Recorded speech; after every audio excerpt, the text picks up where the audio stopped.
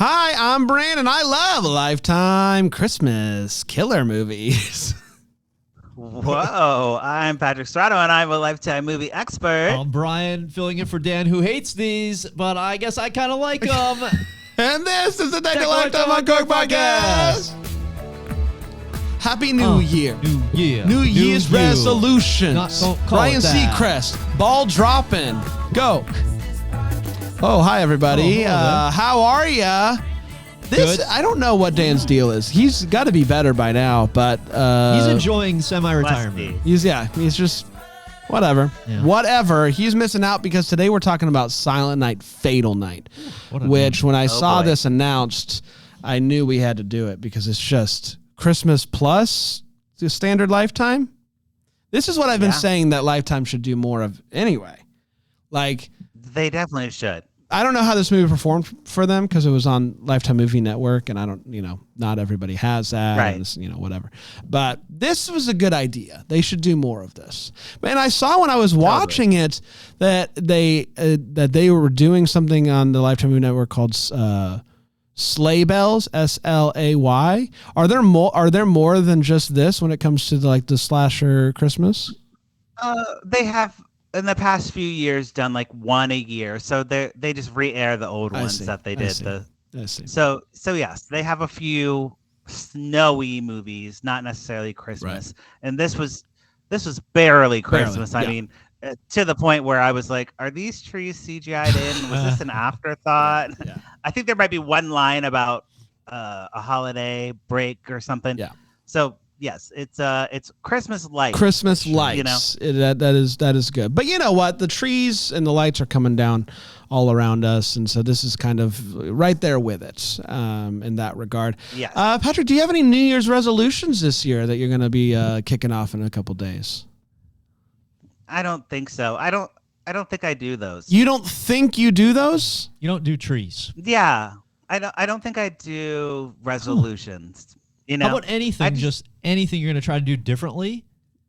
Not resolve to. Just no. I mean, I'm good. You're good. Yeah, I'm living my life and happy with that. That's probably the healthiest way to take on the new year. Dan and I aren't doing a resolution. We're doing a thing, and that's different. It's a thing. Yeah. Right. We're drinking smoothies. I mean, I guess I could. Yeah, I could think of something to better yourself, but I don't know. I don't buy into all that bettering yourself stuff. Just do whatever you like to do. That's good advice. I mean, maybe the hot tub meditation from last week. Maybe you could do that. Yeah. I mean, if I had access to a hot tub, I do. I have my gym. It's right down the street. I could go every day, but it's not good for my heart. It's not good. It's weird though to do that in a public meditate, gym, right? Meditate in the hot tub. Everybody else is wooing around you, having a good time, and you're like, guys, I'm doing my morning meditation. Inner peace is coming. Everybody. Yeah, that's You're right. It'd be a move. It'd be a move for sure. Let's talk about Silent Night, Fatal Night. Tell us everything we need to know before diving in, Patrick. Yes. So, Silent Night, Fatal Night stars Alex Camacho and Matthew Polkamp and Haley Rutledge. Nailed it. Practiced. It shows.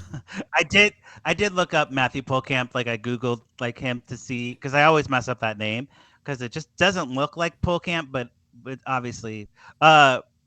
And there's a podcast that he does about BMX bikes. I'm like, okay, this guy just does it all. He's a biker? He does. He's a BMXer. He's a BMX expert. So I was like, this guy rides bikes. He looks tall. He does look tall. I don't know. I'm like, this guy does movies, does BMX. What a cool dude. What a cool dude. Unless he brings his bike everywhere and talks about bikes all the time. That could get old. I don't know. Yeah. You don't think so? I don't know. He hasn't done a bike movie, so he hasn't talked a director into being let's do a BMX movie, a Lifetime BMX movie. Because, I mean, it might be coming. Yeah, maybe we can write that. Hey, if it doesn't exist yet. A BMX rider, Yep.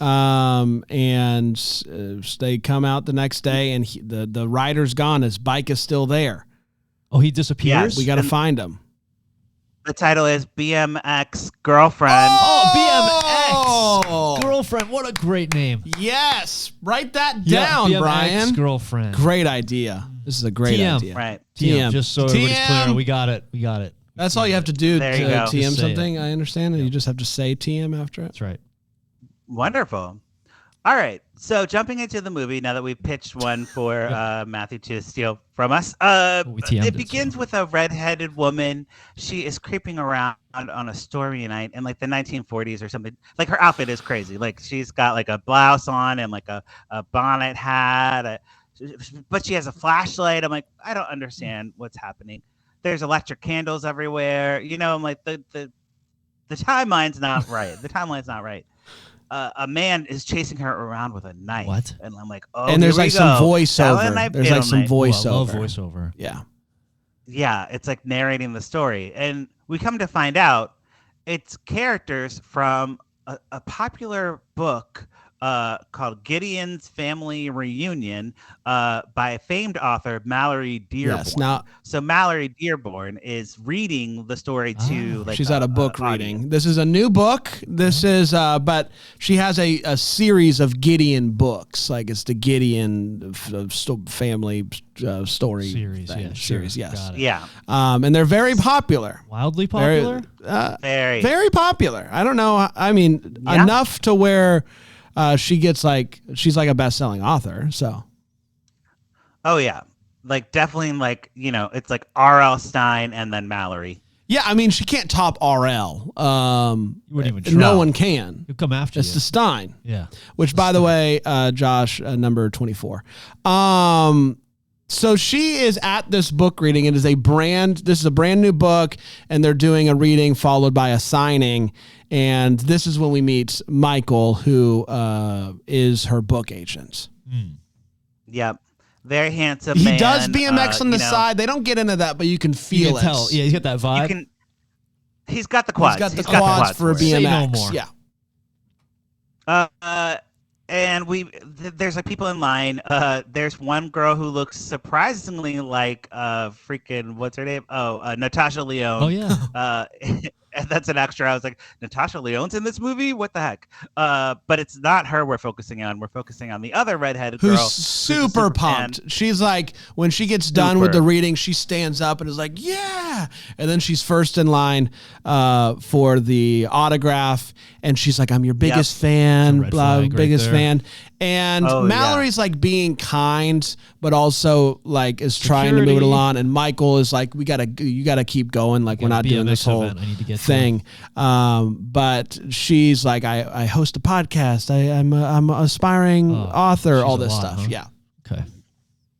Yeah, I mean, podcast hosts are the worst. So 100%. She takes her signed copy of the book and puts it on a shelf to her shrine to Mallory with all her other signed books and a framed picture of them together. Also, she has done this before. She's met her before, and it is a framed picture. And she also has the picture of the two of them together as the wallpaper on her laptop. So, big fan, big fan. Got it. Yep. Yeah. So Mallory is unhappy with her success. Like she's like, I'm not fulfilled. I've been writing these books forever. I want to do something else. I want to write like the next great American novel. You know? She wants to. She wants this to be the last Gideon book, so she can do something else. And Michael, her agent, is like, you could probably do one more. You could probably do one more. Maybe think about it. Maybe think about it. He shoots down the idea right away. I think he should definitely do one more. Yeah. And we find out because he has a conversation with the publisher that the publishing company has already paid in advance for the next Gideon book. And he has not told Mallory. Oh, no. He has basically pocketed this advance money. Yikes. And he's like, I don't have any doubts that I'm going to be able to convince her to do another Gideon book. Not going to be a problem. Right. I mean, look at that face. So handsome. Who wouldn't write a book for him? This guy. So sounds stressful. We know right away. Look at that. Look at that I'd face. write a book for him. Yeah. Man. He is handsome, but he is shady. We know he's a bad guy right from the top. We're like, Michael's a liar. Michael's a thief. But I do want to say the thing that's this movie does really well, especially early on, is you have like this Michael character that seems shady, but you have this fan that seems crazy. Yep. And you know something is going to happen, but you're not really sure, like, who am I supposed to, like, hone in on as being the person that's going to do the thing, whatever that thing is, you know, the fatal night. Poor Mallory. Poor Mallory. She's just trying to live her life, you know. She wants to just, like, chill. Like, she just finished a book, did a book tour. She's chilling for the holidays. Right. She you know, wants to like take time. She takes like a month off after every book tour or book like release, and Michael offers to give her his cabin so she can go up and focus. You know, maybe get some writing done. No pressure, of course, but no maybe ride the bike on the trails. Yeah, he gives her the key to the cabin. He's like, "Don't tell anyone where you're going." Yeah, and basically it's like, hey, go on a little retreat and just make sure that you're done with Gideon. Like, make sure of it. And I think you'll get a lot of clarity on this trip to this cabin. And don't tell anyone where you're going. Please. And Mallory, I can't stress this enough. Don't tell anyone where you're going. Mm-hmm. Mallory's like, my whole family's dead. Yeah. I don't spend the holidays with anyone. I don't have friends. My books are my friends. So don't worry, I'm going to go. So she goes up to the cabin. She arrives. It's like a beautiful cabin. It's decorated for Christmas, which decorated for Christmas. I don't really know who did that because Michael doesn't go, like, he doesn't live there, but someone decorated for Christmas, and it is nice. Well, that's why you have a groundskeeper to do that. And you know, she's like, the cabin's perfect. She calls them like on the landline because there's no cell service. Obviously. The cabin, of course. She puts on some Christmas music, pours herself a glass of wine, lays down on the couch to just kind of like dive into a book. She earned this. And then suddenly, in the background, you see someone come in. And you're like, who's this person? What is this? And then you go. Well, Brian, I don't know if you know what happens in Lifetime movies, but a shirt comes off? Chloroform is always chloroform. So she gets chloroformed from behind, and she's like, ah. And then the person says, you just got chloroformed. She has the best night's sleep of her life. life. I mean, I don't even know where you get chloroform or what Patrick. Chloroform is. Like, okay, sure. Neither do I. We see the bottle behind you, buddy. Come on. None of us know how to get chloroform. Blur my background. Watch out behind you. You just got chloroformed. And then we cut to the superfan. The superfan is like on her laptop or like just listening to like music and dreaming about Gideon. And a news notification pops up and it says Mallory Dearborn is dead. Wow. And I got to be honest with you. Did not see that coming. I know it's Silent Night, Fatal Night. Yeah. But we just saw her got chloroformed, and then she's dead, and I'm like, whoa, they just killed someone. Yeah. They killed the main person. The lead of the movie. Nobody knew she was there except her books. That's exactly right. Her books knew, but no one else knew. So that's pretty shocking news. But what's not shocking is that we're going to go to a break, and we're going to be right back and talk a little bit more about Silent Night, Fatal Night. Here on Deck the Hallmark. Lifetime Accord. Lifetime. Dang it. Chloroformed.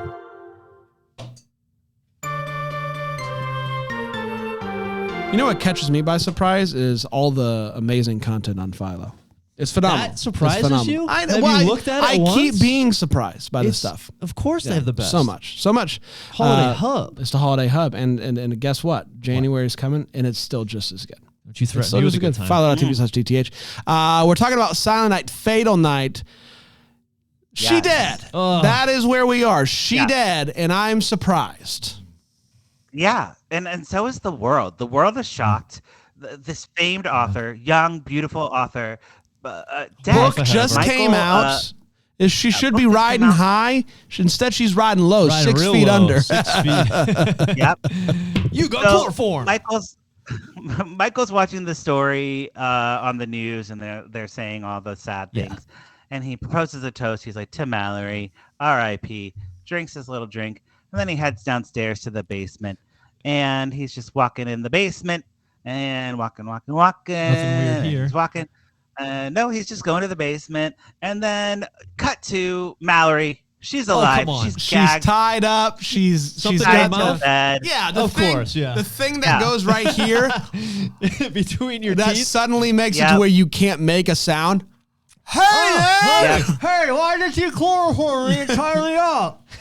nothing you can do. Yeah. You got the thing in your mouth. You can't talk through that. Yeah. So he put a Lindsay Lohan like tracking device on her ankle, and he's like, if you leave this house, it'll beep, and I'll know you left. And So you can never and leave. if you try to take it off, I'll know too. Boy, he's really He got says it. that. Right, and it's like, I'm like, that is not a deterrent. It could beep all the way. Is it gonna like shock me or something? Is it a shock bracelet?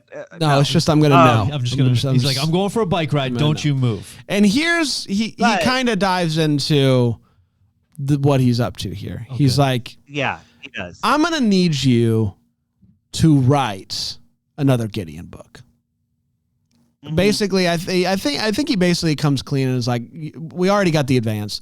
I took the money. I thought the investments were good. I invested the money, lost it. It doesn't matter. We still need to write this book. And so she's allowed to like get out of bed, go upstairs and write. Right, yeah. And do all that stuff. And he's going to like make her food and Yeah. stuff. But she can't leave. Yeah. And we got to get this book done by like Christmas This Eve actually or whatever. sounds like most writers. This would be ideal for them, like because the hardest part of true. writing is like sitting, like doing it on your own. So if somebody could capture you, tie you up, feed you. Wait and until you see what we threaten got you. in store for you in January, Oh, Brian. boy. It's gonna, Uh-oh. it's gonna be pretty crazy. It Just does like- create stakes, right? So Mallory tries to like bargain her way out of it. She's like, I'll pay the advance. I don't care. Just let me go. He's like, no.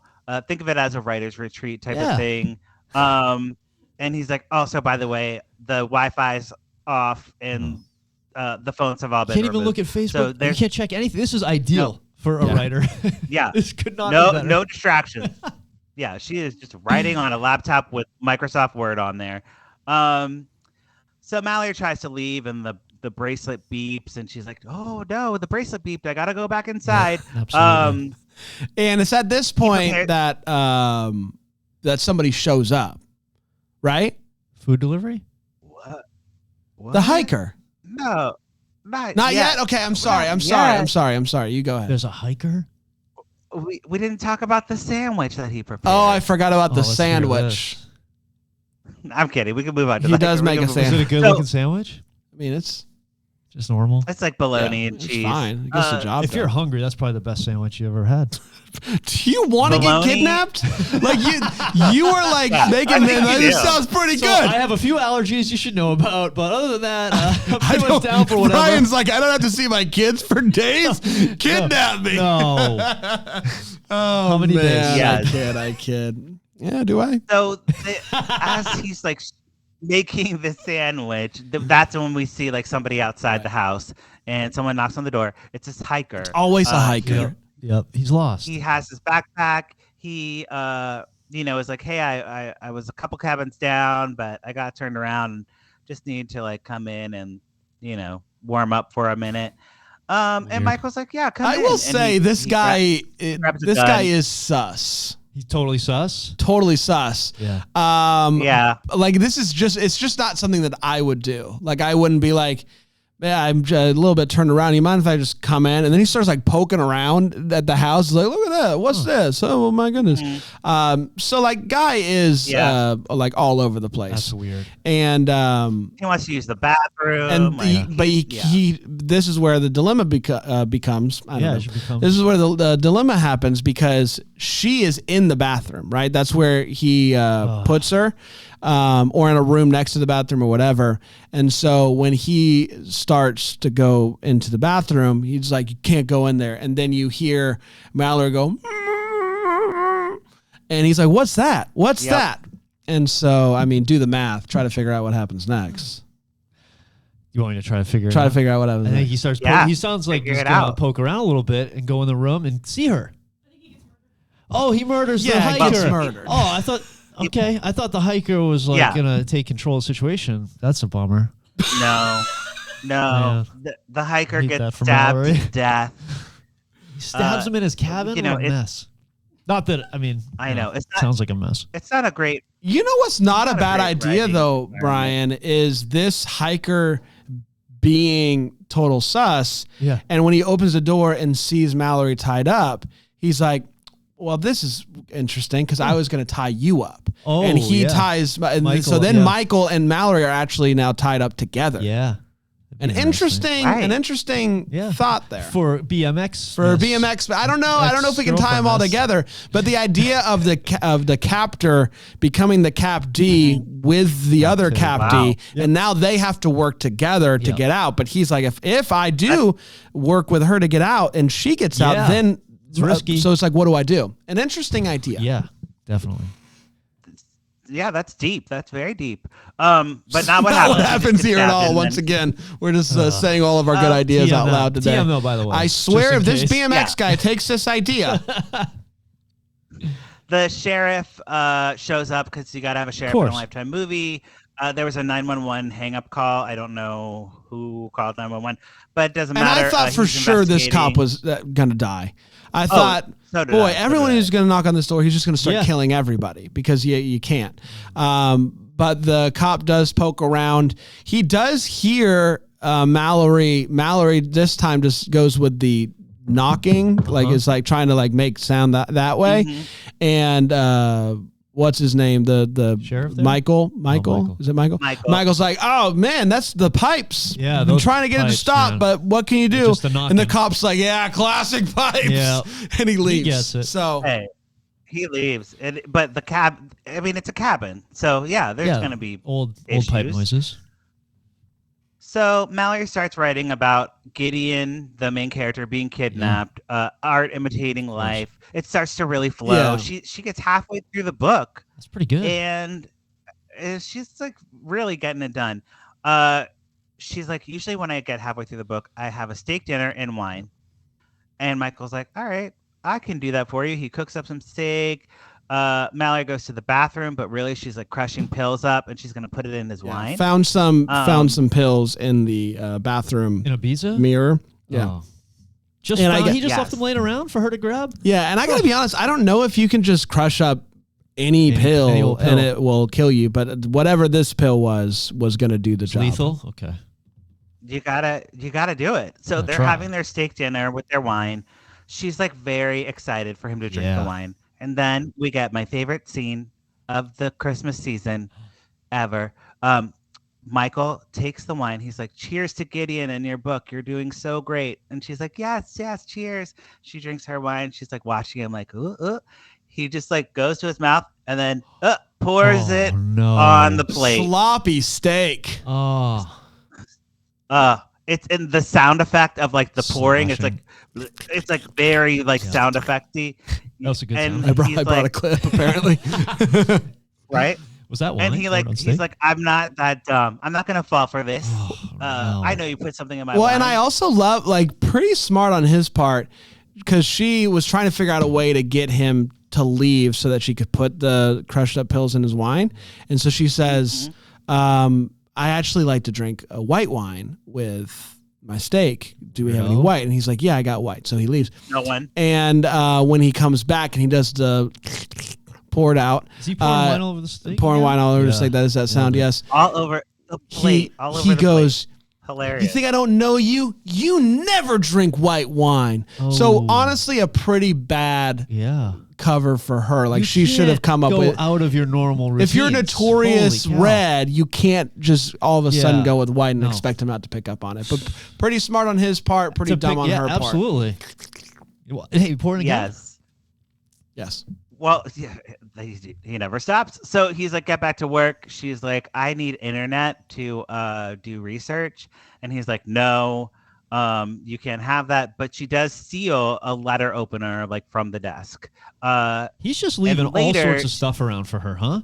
Pills, Yeah. letter openers. What else? Right. Well, of course, she hooks up to his iPhone with his iPhone is just like willy nilly, just allowing anybody to join their network. Yeah, here's the thing.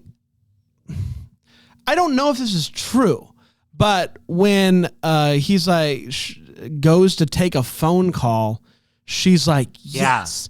Apparently, when you take a phone call, your hotspot automatically becomes active. And she was able to hop onto like a Wi-Fi hotspot. A Wi-Fi hotspot. Okay. Yeah. Opens up the data portal. Yeah. That's what I'm afraid of. The data portal just opening up and everybody gets in. I don't know. Right? For some reason, when he was on the phone, it triggered the Wi-Fi being available on the laptop. Sure. So she hops on and she Googles, and this is when she finds out that she's dead. At this point, she didn't know that had been dead? Yes. Okay. And she was like, okay, I'll write the story and then he'll let me go. Now she's putting it together. He's planted this story that I'm dead. Once I finish this book, he's going to have me killed. Yeah. Right. And my favorite thing is Mallory doesn't, like chat 911. She Googles herself. Yeah. It's the worst. The stats. I understand, but also like, listen, as someone whose homepage is Googling myself, Google Alert setup. Right. You gotta send an email or something. You gotta make the use of that time. Yeah, but she has no friends or family, so I guess who would she call? That's true. So, we cut to our super fan. Our super fan. Yeah, you remember super fan? In the beginning. Yeah, I do. What's she been up to? She's watching old interviews. Yes. As she should. Yeah. Because she's so sad that her favorite author is dead. So sad. And so she's listening to all these interviews, trying to, because while the news has come out that she's dead, no news of how she died came out. And so she's like just very interested in like what, so she's looking for like clues, kind of like, did she say like she's sick or something like that? And she comes across one interview where she says that after a Gideon book comes out, she takes a month off and doesn't write, and she's never working on 2 books at once. So when the news comes out that there's a Gideon book that was actually ready to go and it's going to come out posthumously, I think, after she's dead, she's like, wait a second, something doesn't line up here. Because she says she never has 2 books at once. She takes time off. But there's the publisher saying, hey, we have another book actually, and we're going to release it. So thank God for super fans. She's starting to put it together. And I'd like to think that if something happened to little old Bran, some double deckers would do some sleuthing. Everybody get together. Sure. Yeah. Brand, is there going to be a break in the case soon? I think there is going to be a break in the case and a break in this episode here on Deck to Lifetime Uncorked.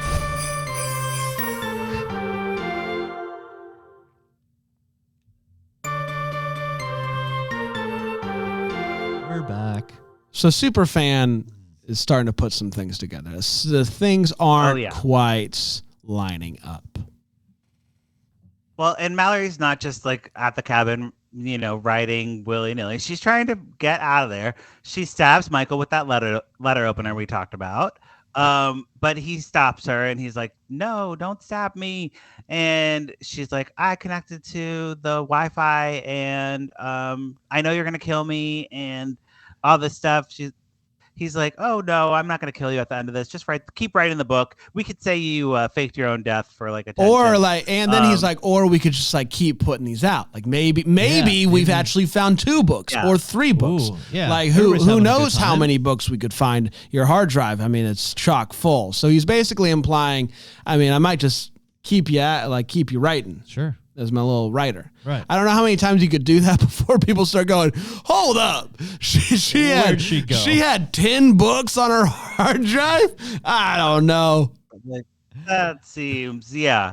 And Michael goes into town. He's like listening to like Christmas music in the car, like having a great time. He forgets his wallet. And our girl, Mallory, like, gets untied. She's untied, but she's pretending that she's still tied up. She had the butter. She did the old butter trick. Slipped her hands out? Yeah, she put butter all over her ankle, slipped right out of that old ankle bracelet, put butter on her wrist, got out of the handcuffs. And I got to be honest, I don't know if that's how it works. Like if if the things are actually on there real good as they should be, you can't just, no amount of butter is going to let it like slip around a bigger object, right? I don't know. I mean, butter. All right, bring in the butter. Yeah, get that bring in the vat butter. of butter. Let's put this to the test. Tie you up real good. Brian, I'm going to make your dream come true. I'm going to hold you captive. I'm gonna write so hard. See if you can get out of these handcuffs. So now that she is like pretending to be tied up, the sheriff comes back and he's like, "Hey, we got a report about a missing hiker." This time Michael is trying to like bribe him off. He's like, "Here's a book. Like, maybe go read this book and it's free. You can have it." And the sheriff's like, "Great." He goes back to the station. He's like, "I got this book." And his receptionist is like, "Oh, that's that author that died. Like, are you sure?" Like, he starts piecing it together. He's like, "Oh, he told me that she was on vacation or whatever." Yeah. Like the story's not adding up. The sheriff is piecing it together. And do you remember our super fan? I sure do. So she starts doing some sleuthing, calling around, trying to figure out if anybody knew that Mallory had another book that she was writing. And she decides to contact the publisher. The publisher is like, "You need to talk to his agent because her agent. That's the guy who would know about this book." And so she's trying to figure out, how can I get a hold of this agent? So she shows up at this is pretty ingenious on her part. She shows up and finds it's like, "Hey, I need to know where this guy is." And they're like, "We're not just going to give out that information." Of course, yeah. And she's like, "Well, I actually have, I'm a cake girl. Yeah. And I have to deliver this cake to him. Where can I deliver the cake? Because I thought it was supposed to come here. He's not here. Where can I bring it?" Get that cake to him. And his assistant is like, "He's actually at his cabin. Let me give you the address. You can bring the cake there." So she gets the address with a little cake tomfoolery. So she's going to try to find this guy and see if she can get any more information about what actually happened. Good thing he likes cake, because that could have gone south. If the assistant knew that this guy does not cake, wouldn't have given the address. But luckily, cake? He clearly has a pat. There is no cake, but clearly has a past with cake, and so it was worth getting the address. Right. He's got to have those BMX calories. Right. Once you bike, you got a cake. We all know that. Everybody knows that. Cake by the ocean. That's what that song's about. Yes. Thank you. Yep, absolutely. So Mallory finishes the book. They celebrate with some champagne, and she offers to read the ending of the book to Michael. Yeah. And basically, she's like, Gideon shoots her agent. Like... She's like, whatever. She like smashes him with a laptop. Can I just really quick before that happens? She's reading it and is like reading, and he's like, "Oh, keep going. Read more." It's like he's real pervy about this, about being read to. This guy's kink is clearly having someone read mystery novels to him out loud, because he is real into this. Yeah. Keep reading. Look, if that's all it takes, like, sign me up. I'll read this man stories all night long. But yeah, she's like, she fought back against her captor, and then she closes the laptop, smashes it against the back of his face, and then they start struggling, and it's at this point that Carrie shows up, right? Cake girl? The cake girl. Yeah. Does not have a cake. She didn't bring one. It's confusing, but okay. Yeah, so they're all like fighting over the gun. Someone calls 911 and finally. No. No one called 911. He was coming because he realized about the book. The sheriff guy? Yeah. Okay, he was coming back to check because he said, "You're really going to like the next one," when he handed him the book.